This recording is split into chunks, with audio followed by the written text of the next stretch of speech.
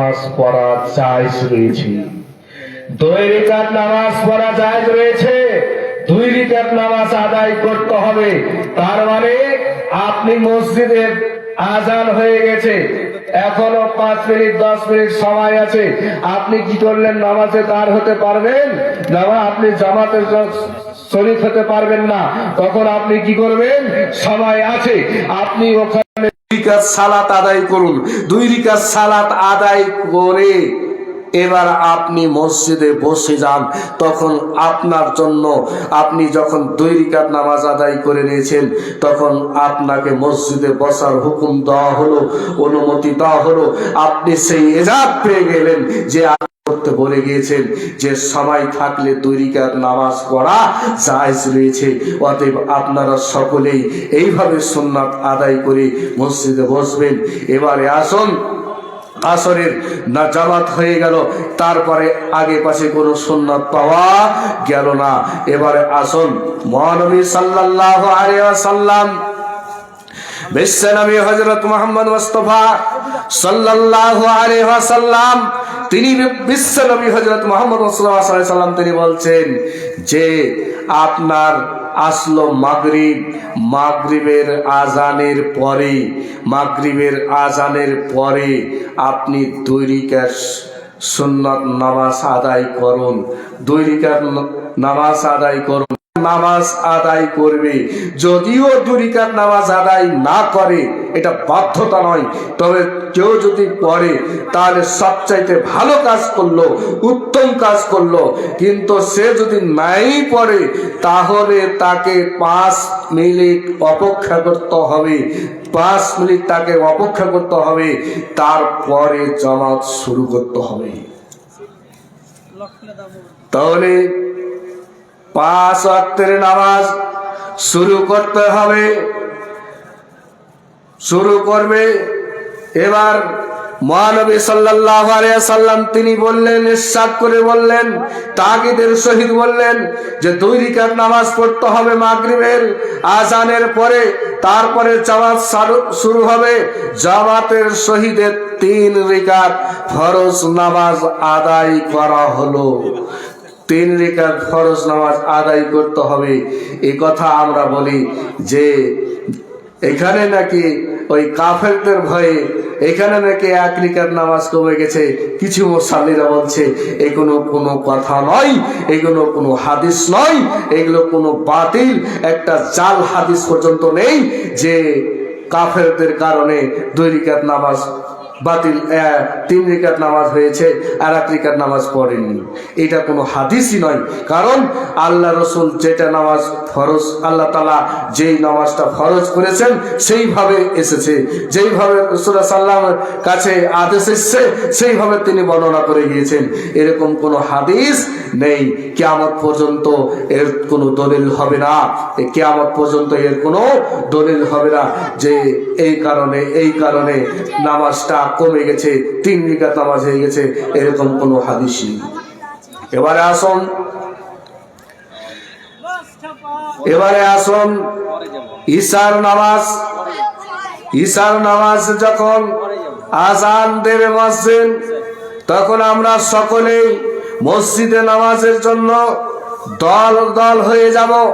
আমরা মসজিদে নামাজ আদায় করব, সকলেই নামাজ আদায় করব।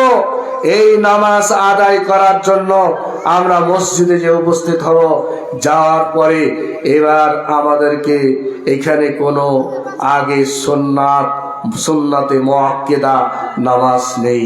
তবে মহানবী সাল্লাল্লাহু আলাইহি সাল্লাম তিনি বলেছেন মসজিদে বসার পূর্বে 2 রাকাত নামাজ পড়া জায়েজ রয়েছে। এই হাদিসটাকে কেন্দ্র করে, এই হাদিসটাকে স্মরণ করে আমাদেরকে ওই ইশারের ফরজের আগে 2 রাকাত অন্তপক্ষে আমাদেরকে 2 রাকাত নামাজ আদায় করে নিতে হবে। এবার আসুন, ইশারের জামাত হয়ে গেল। জামাত হয়ে যাওয়ার পরে সুন্নাতে মুআক্কাদা 2 রাকাত নামাজ আদায় করতে হবে। 2 রাকাত নামাজ আদায় করতে হবে সুন্নাতে মুআক্কাদা দিয়ে। কি হলো? ফজরের নামাজের সুন্নাত হলো 2, আর জোহরে হলো 6, আর মাগরিবে হলো 2, ইশার হলো 2, এই করে 12 রেখাত সুন্নাত পালন হলো। আল্লাহর নবী বলছেন, ও পৃথিবীর মানুষ তোমরা শুনে নাও, সারা বিশ্বের মুমিন মুসলমানরা তোমরা শুনে নাও, ওরে ভাগজানের মানুষেরা তোমরা শুনে নাও, কালীনগরের মানুষেরা তোমরা শুনে নাও। আমার বিশ্বের নবী বললেন, কেউ যদি 5 ওয়াক্তের নামাজের পিছনে যদি 17 রেখাত নামাজের পিছনে যদি 12 রেখাত সুন্নাত কেউ পালন করে নেই, নবী বললেন 12 রেখাত যদি সুন্নাত পালন করা হয় তাহলে আল্লাহ তাআলা তাদেরকে একদিন জান্নাতি বলে ঘোষণা করে দেবেন। এই জন্য আল্লাহ তাআলা নবী বললেন যে আমাদেরকে আল্লাহ তাআলা এক জায়গায় নাই, 2 জায়গায় নাই, প্রায় 82 জায়গায় বলেছেন নামাজ কায়েম করো, নামাজ প্রতিষ্ঠা করো। কেননা যদি আমরা জান্নাতে যেতে চাই তাহলে প্রথমেতে আমাদেরকে সালাত আদায় করতে হবে, নামাজ আদায় করতে হবে। আমাদের মধ্যে যদি সালাত না থাকে, আমাদের মধ্যে যদি নামাজ না থাকে, তাহলে আমরা জান্নাতে যেতে পারি না। আমাদের মধ্যে যদি নামাজ থাকে, আমাদের মধ্যে যদি নামাজ থাকে, আমাদের মধ্যে যদি সালাত থাকে, তাহলে আমরা নামাজি হয়ে আমাদের স্থান হবে জান্নাত। আমাদের স্থান কোথায় হবে? জান্নাত। তাহলে জান্নাত যদি যেতে হয় তাহলে আমাদেরকে নামাজি হয়ে নামাজ পড়ে 5 ওয়াক্তের নামাজ যদি না থাকে তাহলে পৃথিবীতে আপনি যত বড়ই আমল করুক না কেন আপনার সেই আমলের 5 পয়সাও দাম থাকবে না। এখন বর্তমানে কিছু পাবলিক বলে একদিন আমি হঠাৎ ওই আমার মসজিদ থেকে ফিরে আসছি, সারবাহ মোড়ে এসে বলছে, মাওলানা বলি স্যার কি বলছেন বলেন। তো বলছে, শুনেন আমরা নামাজ পড়ি না কিন্তু আমাদের ঈমান ঠিক আছে। আমি সঙ্গে সঙ্গে ওনাকে উত্তর দিয়েছিলাম, আপনি নামাজ পড়েন না আর আপনার ঈমান ঠিক আছে? আমি মাওলানা আব্দুল কাইয়ুম রহমানী সাহেব বলছি, আপনার সেই ঈমানের 5 পয়সাও দাম নেই। আল্লাহর কাছে তোমার ঈমানের 5 পয়সাও দাম নেই। তোমার ঈমান টিকতে পারে না। যদি তোমার ঈমান টিকে তাহলে প্রথমে আগে সালাত করতে হবে। যদি সালাত না থাকে আপনার ওই ঈমানের 5 পয়সাও দাম হবে না। আসুন, নামাজ পড়ে জান্নাত যেতে পারবে, নামাজ পড়েই যে জান্নাত চলে যাবে এ কথাও নয়। কারণ নামাজিরাও জাহান্নামে যাবে। কেন যাবে? তারা জাহান্নামে যাবে কেন? এরা কেন জাহান্নামে যাবে? এরা নামাজ পড়ে কিন্তু সঠিকভাবে পড়ে না। নামাজ পড়ে নামাজের তরিকা অনুযায়ী পড়ে না, রসুলের নীতি অনুযায়ী পড়ে না। রসুল যেইভাবে নামাজ পড়তে বলেছেন সেইভাবে নামাজ পড়ে না। বলবেন মাওলানা কেমন কথা, রসুলেরা আমরা নীতিতে নামাজ পড়ি না। দেখুন আপনার এই যে আমরা পৃথিবীর বুকে এখন আমরা যে পৃথিবীর বুকে যে সমস্ত আমলগুলো আমরা করছি এই আমল আমাদের সঠিক নয়, কারণ তরিকায় আমাদের ঠিক নয়।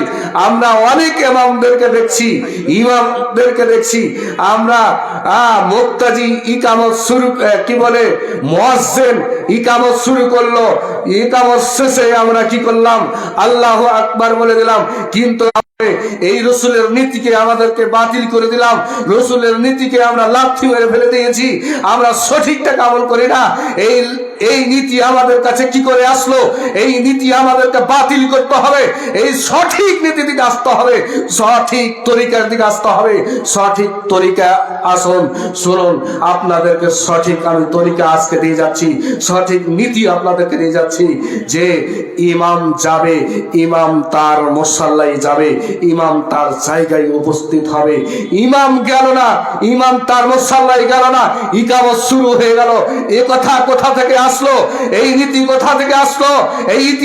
এই নীতি আমাদেরকে বাতিল করতে হবে, এই নীতি আমাদেরকে ঝুড়ে ফেলতে হবে, এই নীতিতে আমাদেরকে লাথি মেরে ফেলে দিতে হবে। কারণ রাসূলুল্লাহ সাল্লাল্লাহু আলাইহি ওয়াসাল্লাম বলেছেন যে আমাদের শরীয়ত অনুযায়ী আমাদেরকে চলতে হবে, রাসূলের নীতি অনুযায়ী আমাদেরকে চলতে হবে, আল্লাহর বিধান অনুযায়ী আমাদেরকে চলতে হবে।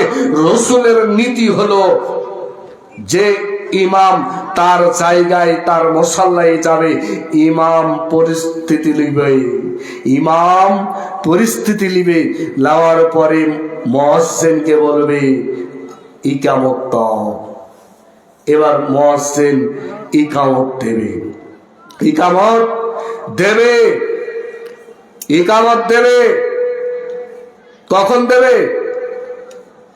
ইমাম তিনি পরিস্থিতি নেবে, তোমার পরিস্থিতি নিবে, নেওয়ার পরে উনি বলবেন লাইন সোজা করুন, কাঁধে কাঁধ লাগান, পায়ে পা লাগান, পাটা ভালো করে মিলান। আমরা কি করি? এখানে আমরা ভুলে রয়েছি। আমরা কি করি? যখন নামাজে দাঁড় হই তখন শুধু এই কুড়ে আঙুলে ঠাকানো হয়, কুড়ে আঙুলে ঠাকাতে হবে। কোথায় দলিল শুধু পেলেন? পায়ের এড়ি মিলাতে হবে।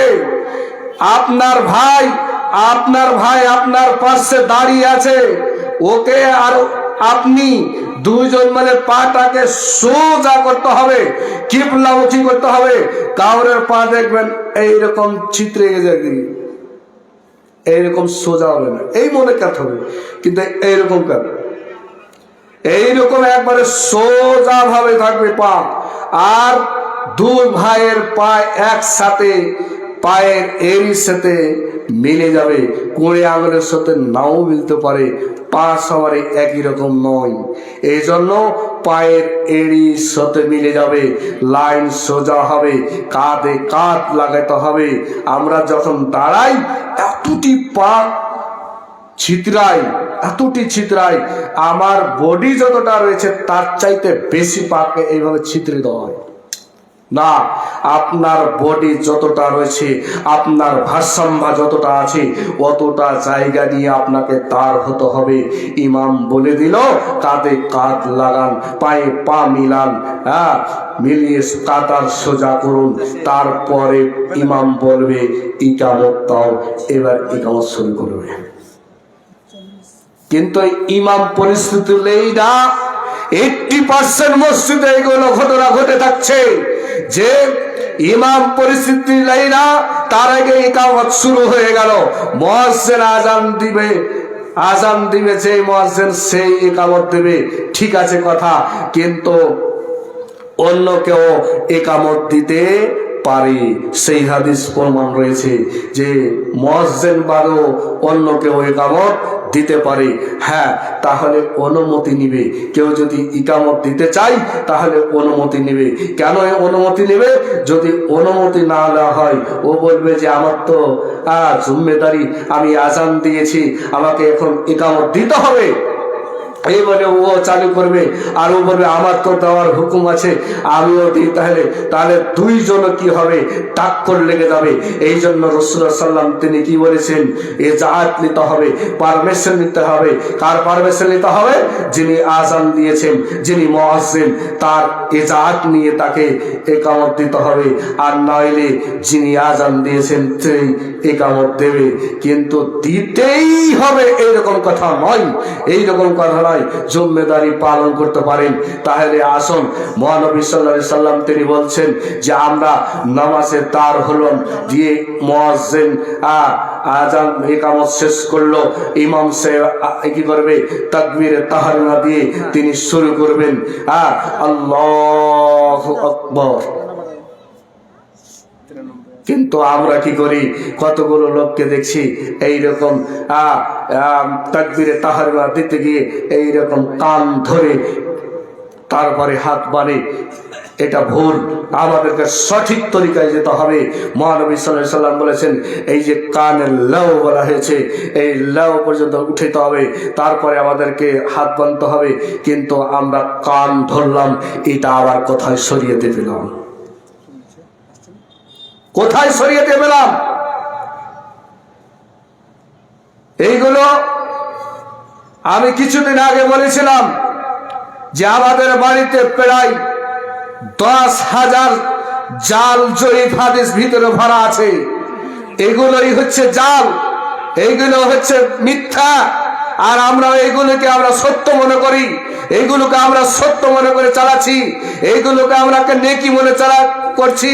কিন্তু আপনার নেকি হয় নাই, আপনি নেকি মনে করছেন, কিন্তু আপনার সবকিছু ডিলিট হচ্ছে, সবকিছু আপনার ডিলিট হচ্ছে। ভাইরা আমার, বন্ধুরা আমার, মায়েরা আমার, যে আমরা আজকে সালাত আপনার শুরু করলেন, এইভাবে আমাদেরকে নামাজের তরিকায় যেতে হবে, রসুলের তরিকায় আমাদেরকে পৌঁছিতে হবে।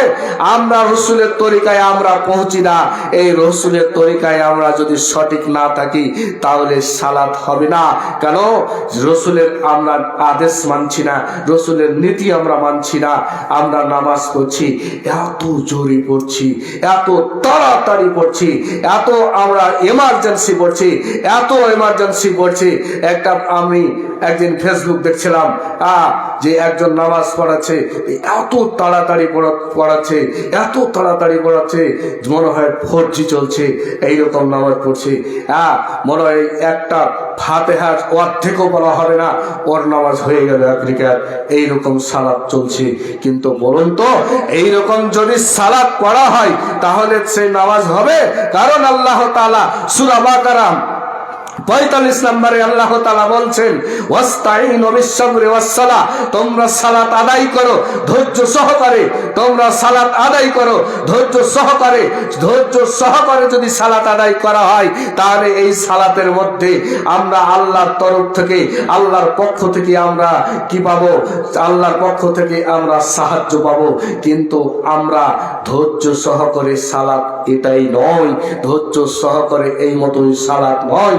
যদি এই মতো যদি সালাত হয় তাহলে রাসূলুল্লাহ সাল্লামের উপরে যে কোরআন নাজিল করা হয়েছে, তার উপরে কোরআন নাজিল কেন হলো? যে ধৈর্য সহকারে সালাত আদায় করতে হবে, ধৈর্য সহকারে সালাত আদায় করতে হবে। যদি এটাই যদি হতো, আপনার মতোই করে যদি নামাজটা হতো, তাহলে এই কথা আল্লাহর নবীর উপরে কোরআন নাজিল হতো না, আল্লাহর রসুলের উপরে এই কথা কোরআন নাজিল হতো না। আজকে আমরা কোরআন পড়ছি, কোরআন পড়ি না। আর কেউ যদি পড়ি তার ভুল ব্যাখ্যা করি আমরা, আর কেউ যদি আমরা সঠিক কথা বলি তার বিরুদ্ধে আমরা কথা বলি। যদি আমরা সঠিক একজন কোনো আলেম কথা বলে তাহলে তার বিরুদ্ধে আমরা করি। কারণ কোনো আলেম যদি সঠিক কথা মসজিদে বলে দেয়, তাকে মসজিদ থেকে তাড়ার জন্য তাকে মসজিদ থেকে তাড়ানোর জন্য কমিটি তার পিছনে লেগে যাবে, গ্রামের লোক তার সাথে পিছনে লেগে যাবে। কারণ আমি আব্দুল কাইয়ুম রহমানী সাহেব বলছি, এই হক কথা বলতে যাওয়ার কারণে কয়েক জায়গায় আমাকে স্থান ত্যাগ করতে হয়েছে।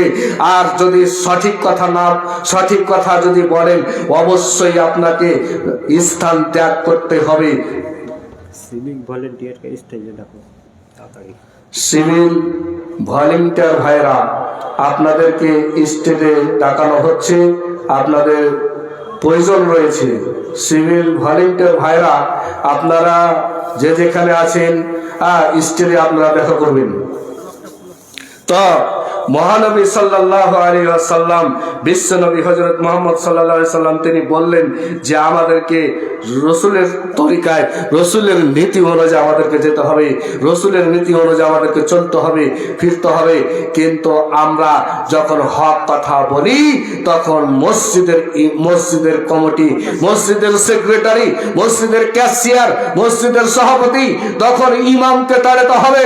কারণ আজকে বর্তমানে সমাজে দেখা দিয়েছে মসজিদের সেক্রেটারি কে হবে, মসজিদের ক্যাশিয়ার কে হবে, মসজিদের সভাপতি কে হবে, যে সুদখোর হবে সেই মসজিদের আজকে ক্যাশিয়ার হবে, সে যে সুদখোর হবে সে মসজিদের সভাপতি হবে, যে সুদখোর হবে মসজিদের আজকে কি বলবে সে মসজিদের সেক্রেটারি, ক্যাশিয়ার, সভাপতি, মসজিদের কমিটি তৈরি হবে। রসুল বলে দিয়েছেন যে ইমানদার ব্যক্তি মসজিদের সেক্রেটারি হবে, ইমানদার ব্যক্তি মসজিদের সেক্রেটারি হবে। ইমানদার ব্যক্তি, ইমানদার কেমন? মহান আল্লাহ তাআলা তিনি বলেছেন যে তাদের মধ্যে 5টা জিনিস থাকতে হবে। এই 5টা জিনিস যদি থাকে তাহলে তারা হবে, 5টা জিনিস যদি থাকে তাহলে তারা মসজিদের সেক্রেটারি হবে, মসজিদের ক্যাশিয়ার হবে, সভাপতি হবে। আজকে বর্তমানে সমাজে দেখা দিয়েছে এই মূর্খরা সমাজ চালাবে, যারা কিছু জানে না, না অ্যারাবিক শিক্ষিত না জেনারেল শিক্ষিত, তারা আজকে বর্তমানে। আসসালামু আলাইকুম। আমার জালসা কমিটিকে আমি অনুরোধ করে বলছি, জালসা কমিটি তোরা মেলা নিয়ে যেটা ঝামেলা সৃষ্টি হয়েছে তোরা অতি শীঘ্র ঝামেলা সমাধান করার চেষ্টা করো। জালসা কমিটি কিংবা ভলেন্টিয়ার যে ঝামেলা শুরু হয়েছে ঝামেলাটা তাড়াতাড়ি করে সমাধান করার চেষ্টা করো, কারণ যেমন আমাদের সবার কাজ আরাম হয়ে গেছে। আমাদের বক্তা সাহেব এখনই চলে আসছে, তোমরা এক জায়গায় দাঁড়িয়ে না থেকে সেই ঝামেলাটাকে একটু তাড়াতাড়ি করে সমাধান করার চেষ্টা করো। ফারুক মিয়া তুমি বাবা বক্তা নিয়ে এখানে উপস্থিত হয়ে যাও। ফারুক মিয়াকে বলছি তুমি বক্তা নিয়ে এখানে উপস্থিত হয়ে যাও, দেরি না করে এখনই বক্তা নিয়ে উপস্থিত হয়ে যাও।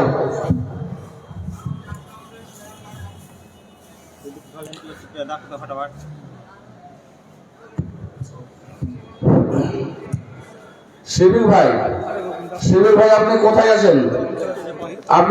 তাড়াতাড়ি স্টেজে এসে যান তো, আপনি স্টেজে দাঁড়া করেন। শিবির ভাই আপনি কোথায় আছেন? আপনি স্টেজে দাঁড়া করেন, আপনার সাথে বিশেষ কথা রয়েছে, আপনি তাড়াতাড়ি করে স্টেজে চলে আসুন। আসুন, বলতেছিলাম যে হক কথা বলতে গেলে স্থান ত্যাগ করতে হবে, স্থান ত্যাগ করতে হবে, এটা স্বীকার করতে হবে। তারপরে ওই কমিটির বিরুদ্ধে কথা বলতে হবে, নইলে ওরা যেমন করবে তাই করতে হবে। কিয়ামতের মাঠে যে সমস্ত আলেমরা এই হক কথা প্রচার করবে না, হককে প্রচার করে না, হক বলে না, বেহককে তারা হক বলে চালিয়েছে, কিয়ামতের মাঠে তাদেরকে আল্লাহ তাআলা বিচারে কাঠগড়াতে উঠাবেন। বিচারে কাঠগড়াতে উঠানো হবে ওই সমস্ত আলেমদেরকে উঠানো হবে যারা হক কথা বলেনি, হক প্রচার করেনি, হক বলেনি, বেহককে হক বলে চালিয়েছে। ওই সমস্ত আলেমদেরকে আল্লাহ তাআলা বিচারের কাঠগড়াতে উঠাবেন। বিচারের কাঠগড়াতে উঠিয়ে আল্লাহ তাআলা কি করবেন? যেন আগুনের কেচি করবেন। সেই আগুনের কেচি দিয়ে ওই সমস্ত আলেমদের জীব কাটা পড়বে, ওই সমস্ত আলেমদের জীব কাটা পড়বে। যে সমস্ত আলেমরা হক কথা বলেনি, হককে দেবে রেখেছিল, তাদের জীব কাটা পড়বে আগুনের কেচি দিয়ে। আল্লাহ তাআলা তাদের জীবটাকে কচকচ করে কেটে ফেলে দিবে। কেন কেটে ফেলবে? তারা হক কথা বলেনি, হক প্রচার করেনি, এই জন্য তাদের জীব কাটা সেই দিন কিয়ামতের মাঠে পড়বে।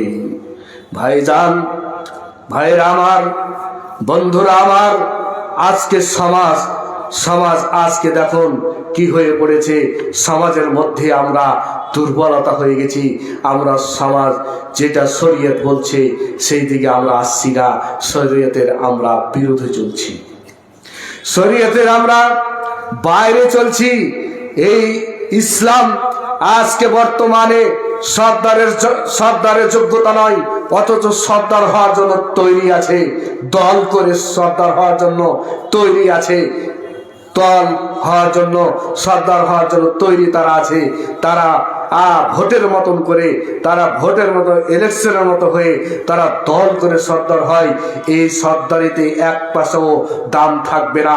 এইরকম সর্দারি যদি চেয়ে সর্দারি দেওয়া হয় তাহলে এক পয়সাও লাভ হবে না, এক পয়সাও দাম থাকবে না। কারণ ওই সর্দারিতে লাভ হবে, জনগণ যার উপরে চাপিয়ে দেবে, যার উপরে চাপিয়ে দেবে, নেবে না, অথচ তাকে গছিয়ে দেওয়া হলো।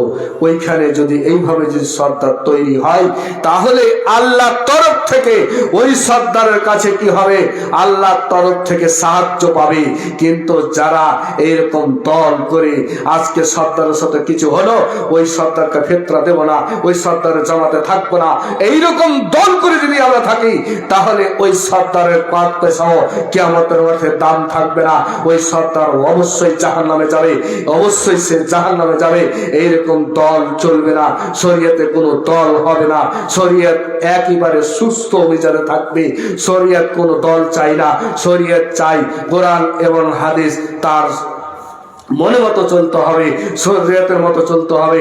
আপনার আমার মনে মতো শরীয়ত নয়, কোরআন হাদিস আপনার মতো নয়। কোরআন হাদিস তার কি বলে, কোরআন হাদিস তার গতিবিধি চলবে, কিন্তু আপনার মতো নয়।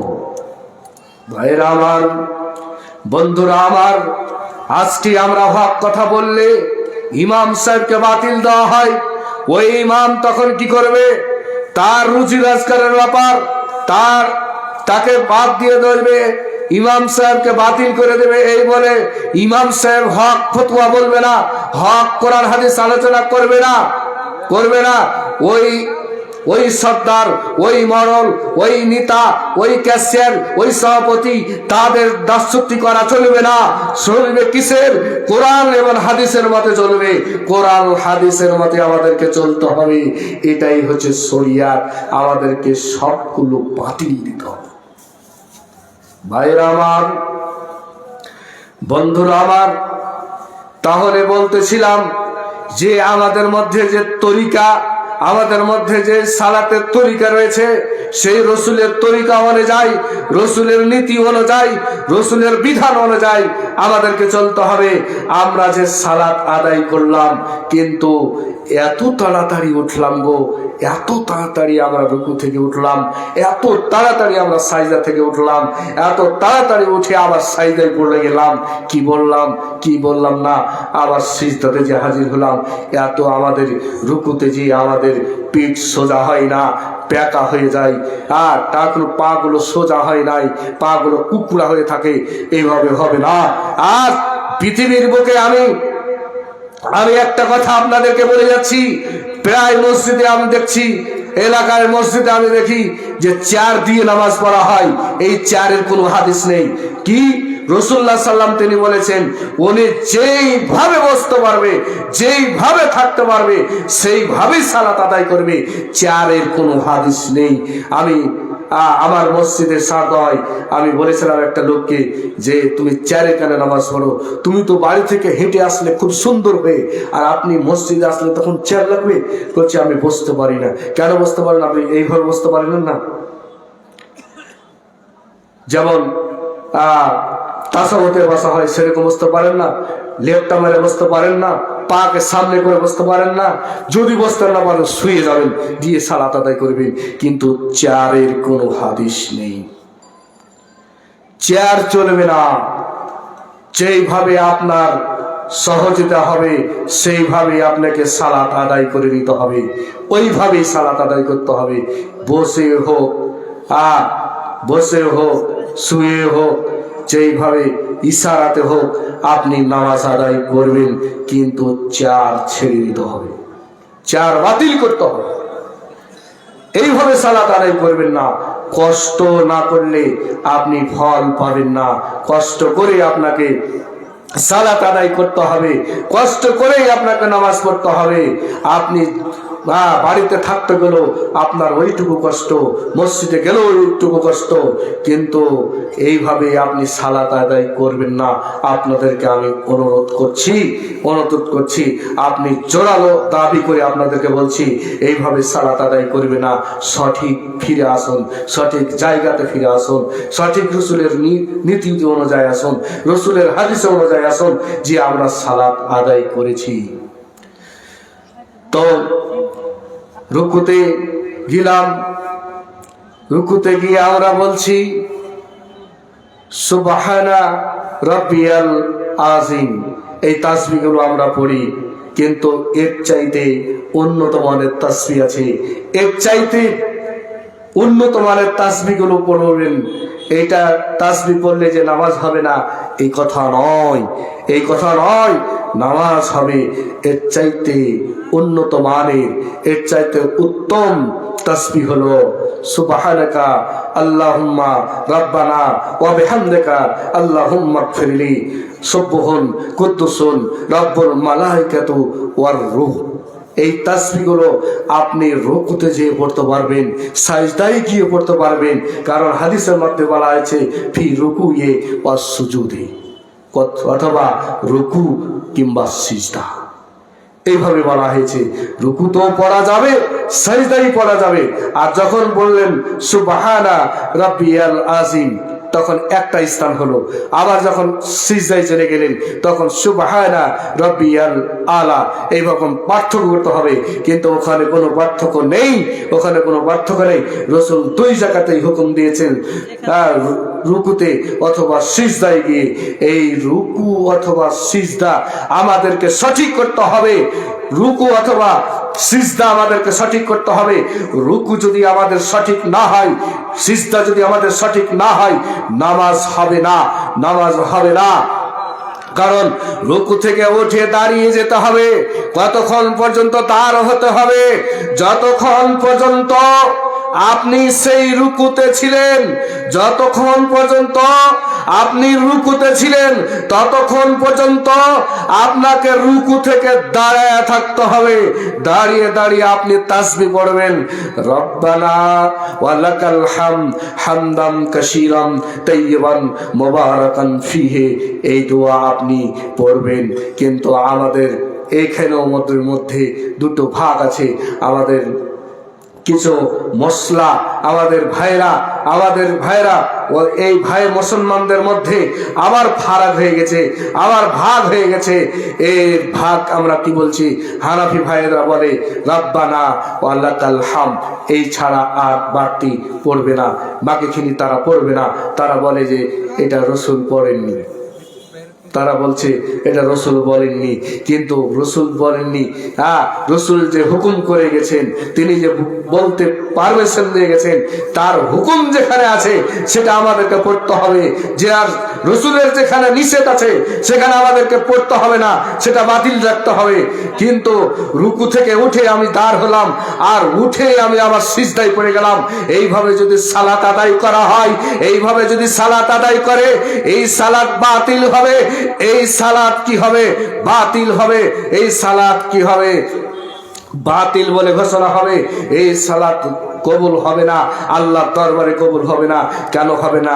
রাসূলের নীতি অনুযায়ী হলো না, রাসূলের তরিকায় অনুযায়ী হলো না, রাসূলের নীতি অনুযায়ী সালাত হলো না, এই জন্য তার সালাত হবে না।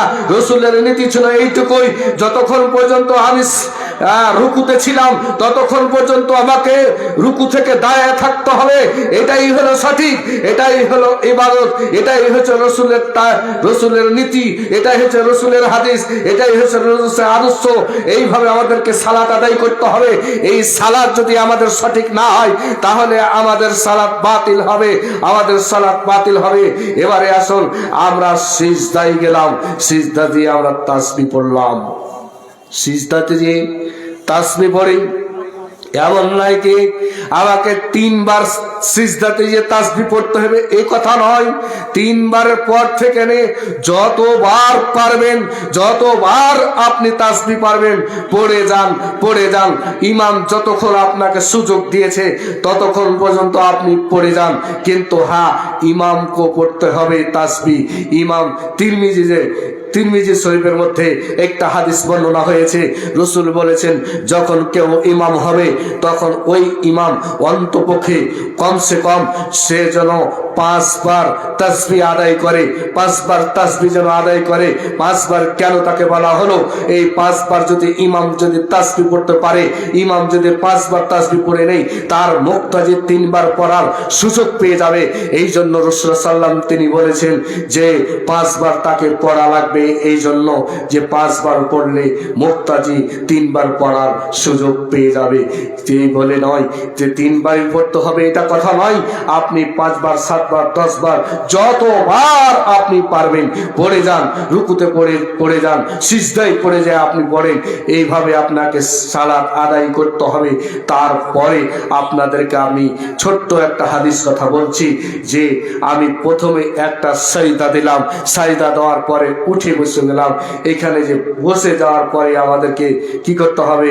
বসে বসে পড়তে হবে, তাসবিহ পড়তে হবে, আল্লাহুম্মা গফিরলি ওয়ারহামনি। আমরা এটাও পড়ি, এটাও পড়া জায়েজ রয়েছে। কিন্তু আরেকটা হাদিস আছে, রাসূলুল্লাহ সাল্লাল্লাহু আলাইহি ওয়াসাল্লাম বলেছেন, আল্লাহ রাসূল সাল্লাল্লাহু আলাইহি ওয়াসাল্লাম তিনি বলছেন, রব্বিক ফিরলি রব্বিক ফিরলি রব্বিক ফিরলি রব্বিক ফিরলি। এই দোয়া পড়তে হবে। এটাও হাদিস শরীফে উল্লেখ আছে। আপনার এইটাও উল্লেখ থাকলো, আপনি এটাও আদায় করতে পারেন, আপনি ওটাও আদায় করতে পারেন। কিন্তু রাসূলুল্লাহ সাল্লাল্লাহু আলাইহি ওয়াসাল্লাম বললেন রব্বিক ফিরলি রব্বিক ফিরলি।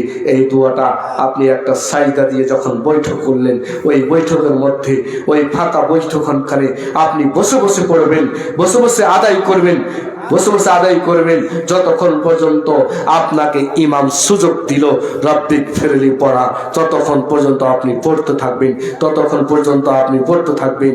এই পড়তে হবে, রাসূল সাল্লামের নীতি অনুযায়ী আমাদেরকে কায়েম করতে হবে।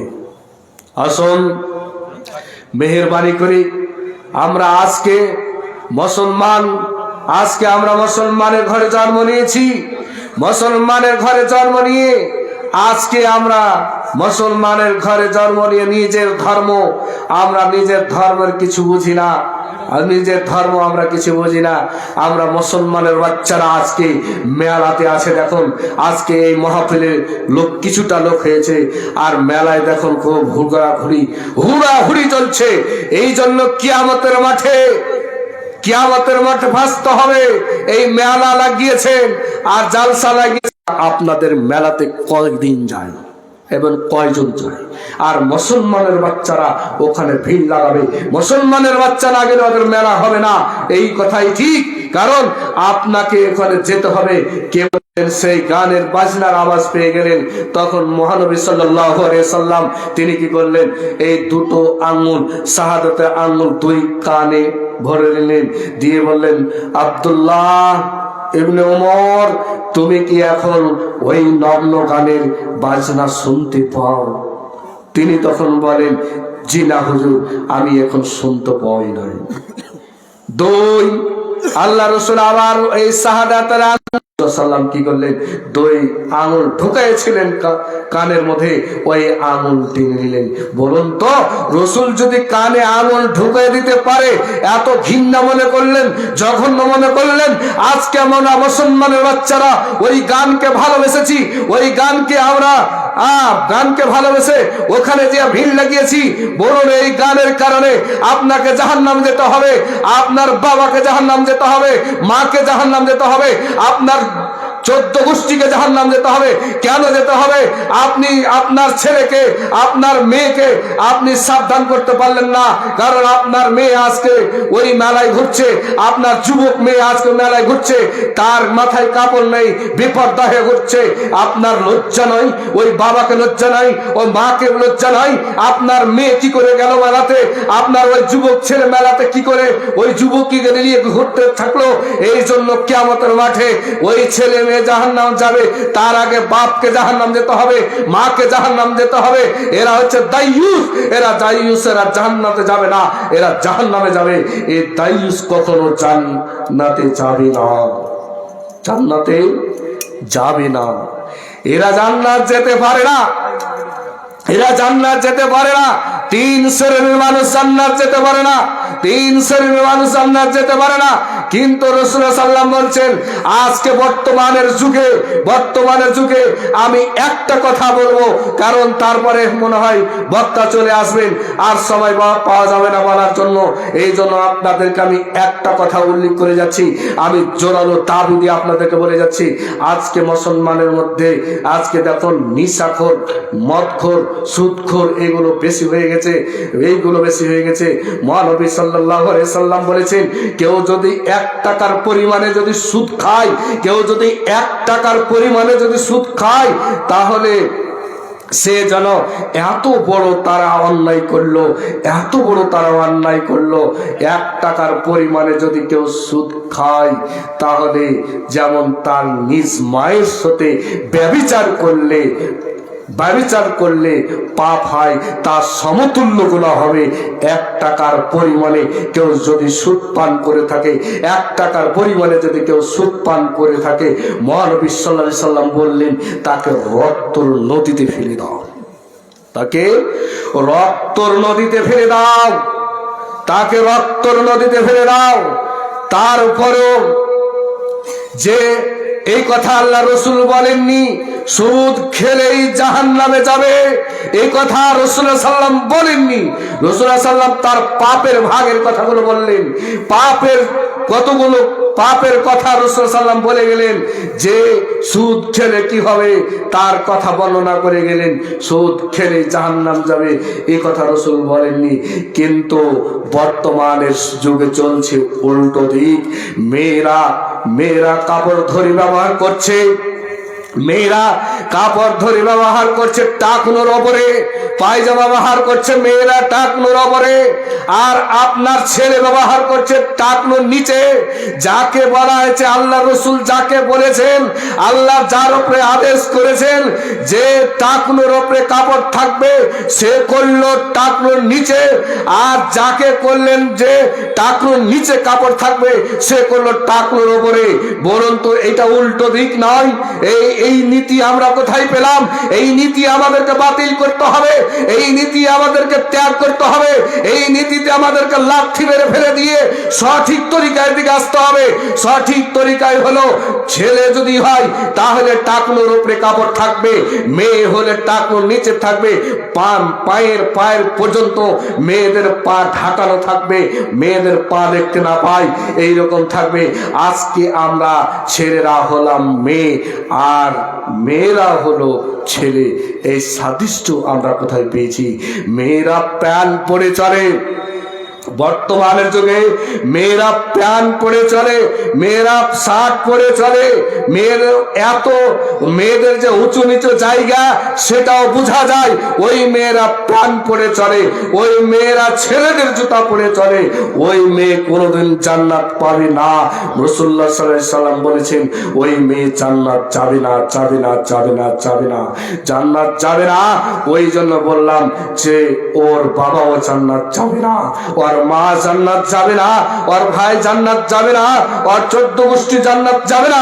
এই জন্য যাবে না, তুমি তোমার বাবা, তুমি ওই মেয়ের বাবা, তুমি ওই ছেলের বাবা, ওই মেয়ে তুমি মা হয়ে তুমি তাদেরকে দেখতে পেলে না, যে সঠিক তরিকার দিকে আসতে পারলে না, তুমি তাদেরকে সঠিক তরিকার দিকে আসতে পারলে না, নিয়ে আসতে পারলে না, যে তোমার মেয়ে কি করে শার্ট পরে চলে, তোমার মেয়ে কি করে ছেলেদের জুতা পরে চলে, এই মেয়ে কখনো জান্নাতে যাবে না। রাসূল বলেছেন এই জান্নাতে যাবে না, এই জান্নাত তো যাবে না, যাবে না, জান্নাতের সুগন্ধিও পাবে না। ভাইরা আমার, বন্ধুরা আমার, কিন্তু বললাম যে সুদ খেলেই জান্নাতে যেতে পারে, জি না, সুদ খেলে জাহান্নামে যাবে এই কথাও আল্লাহ রাসূল বলেননি। সুদ খেলে বলা হয়েছে কেউ যদি 1 টাকার পরিমাণে সুদ খায়, তাহলে তার নিজ মায়ের সাথে যেমন ব্যভিচার করলে পাপ হয়, তার সমতুল্য পাপ হবে। রাসূলুল্লাহ সাল্লাম তারপরে বলছেন যে কেউ যদি 1 টাকার পরিমাণে যদি সুদ খেয়ে থাকে, মায়ের সাথে যেমন 36 বার জেনা করলে, ব্যভিচার করলে পাপ হয়, তার সমতুল্য পাপ হবে।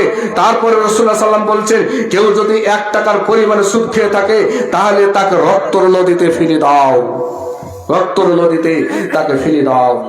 তারপরেও রাসূল বলেনি জাহান্নাম চলে যাবে, এই কথা বলেনি। কিন্তু যারা আজকে, বিশেষ করে আমার যুবক ভাইদেরকে বলে যাচ্ছি, অনুরোধ করে যাচ্ছি, আপনি আজকে আপনার প্যান্টটা থাকছে, আপনার পায়ের নিচে, আপনার টাকনোর নিচে, যেই ব্যক্তি টাকনোর নিচে প্যান্ট লুঙ্গি ব্যবহার করবে এরা জাহান্নাম যাবে, এরা জাহান্নাম যাবে। যাই হোক, আমি এখান থেকে আমার বক্তব্য শেষ করছি। আল্লাহ তাআলা যেন আপনাদেরকে সকলকে সেই হাদিসের প্রতি আমল করে তাকওয়ার পরস্কার মুত্তাকিন সমাজ গড়িয়ে তোলার তৌফিক দান করুন। সকলে বলেন আমিন। আসসালামু আলাইকুম ওয়া রাহমাতুল্লাহি ওয়া বারাকাতুহু। ওয়ালাইকুম আসসালাম ওয়া রাহমাতুল্লাহি ওয়া বারাকাতুহু। আপনারা অনেকক্ষণ থেকে চেয়ে আছেন যে বিজ্ঞাপিত বক্তা কখন আসবে। আমাদের মনে প্রাণে কোরআনের হাদিসের বাণী দিয়ে দাগ কাটবেন এই আশা আকাঙ্ক্ষা নিয়ে দীর্ঘক্ষণ ধরে আপনারা অপেক্ষায় ছিলেন। আলহামদুলিল্লাহ, আমাদের ডাইসের পক্ষ থেকে আপনাদের অশেষ অশেষ ধন্যবাদ এবং অভিনন্দন ভালোবাসা জানাচ্ছি যে আপনারা নিজেদের বিজ্ঞাপিত বক্তার জন্য আশায় ছিলেন। আলহামদুলিল্লাহ, আপনারা সচক্ষে দেখছেন। এক্ষুনি আপনাদের সামনে চলে আসবেন মাননীয় জনাব শেখ আব্দুর রাজ্জাক বিন তৈমুর হোসেন মাম্মাই সাহেব। তিনি কোরআন নিয়ে আলোচনা করেন এবং কোরআনের জ্ঞানগর্ভ তাফসীর মাহফিলের মতো তিনি কোরআন থেকেই বক্তব্য পেশ করেন। পৃথিবীতে আত্মার রুহ তখনই আপনি দিতে পারবেন যখন কোরআন থেকে আলোচনা করবেন। কোরআন অবতীর্ণ হয়েছে সেই সপ্তম আসমান থেকে, আর কোরআন আর মানুষ আমরা যে আল্লাহ তাআলা আমাদের রূহ দান করেছেন সেটাও সপ্তম আকাশ থেকে।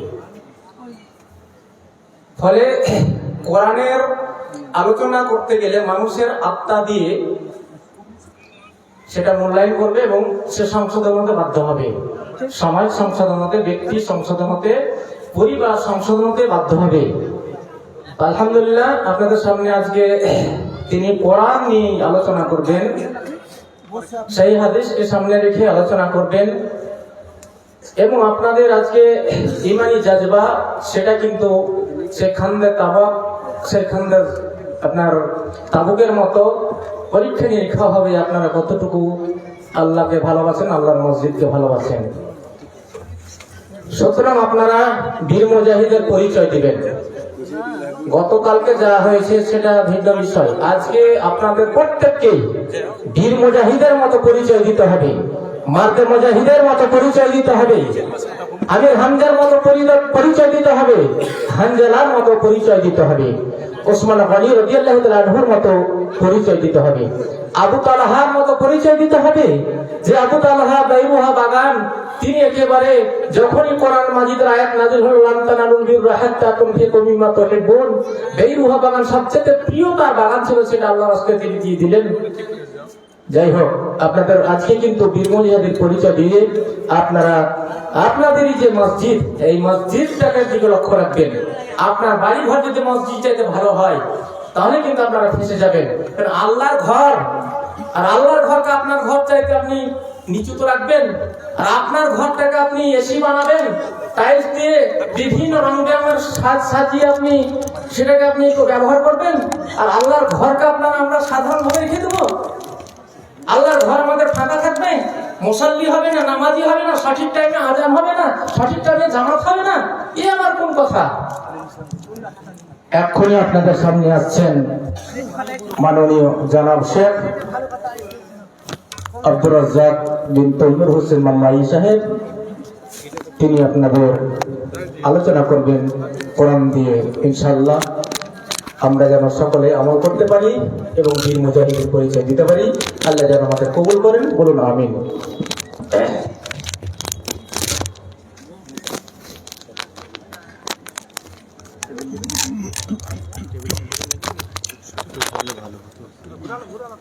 হয় না, আর একটা ছোট টেবিল না, এটা একটু কিনলে হবে। সামনে দিয়ে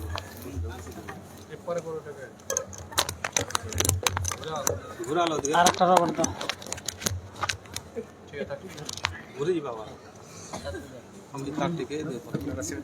না না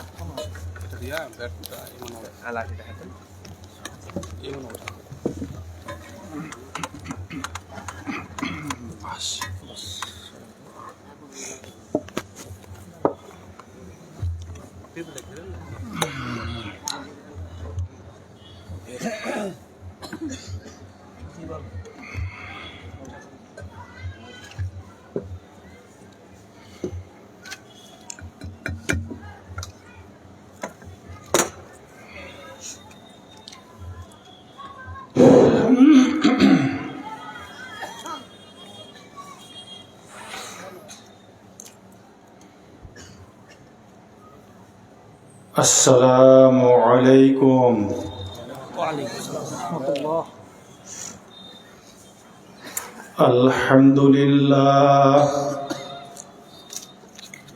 الحمد لله نحمده ونستعينه ونستغفره ونؤمن به ونتوكل عليه ونعوذ بالله من شرور أنفسنا ومن سيئات أعمالنا فلا مضل له ومن